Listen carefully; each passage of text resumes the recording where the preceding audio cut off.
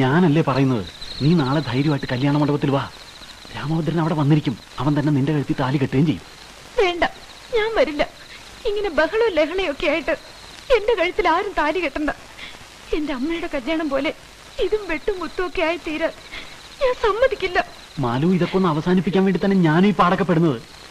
ഈ രണ്ട് കുടുംബങ്ങൾ തമ്മിലുള്ള വാശിയും വൈരാഗ്യവും ഒക്കെ തീരണമെന്നുണ്ടെങ്കിൽ നാളെ നീ അവിടെ വരണം. നിന്റെ അച്ഛമ്മ നോക്കി നിൽക്കേ, അഞ്ഞൂറാ നോക്കി നിൽക്കേ, രാമഭദ്രൻ നിന്റെ കഴുത്തി താലി കെട്ടണം. അതല്ല ഈ വഴക്ക് ഇനി ഇങ്ങനെ തുടരണമെന്നാണെങ്കിൽ ആയിക്കോ, നിന്റെ ഇഷ്ടം പോലെ ആയിക്കോ.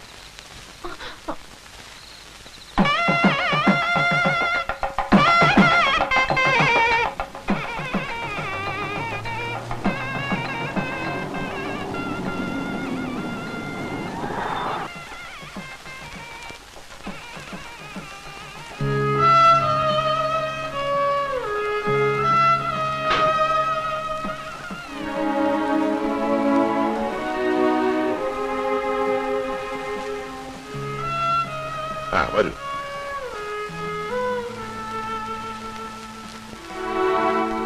ഇതാണ് കുട്ടി, ഇതെന്റെ ഭാര്യ, ഇത് അനിയന്റെ ഭാര്യ. പൊയ്ക്കോളൂ.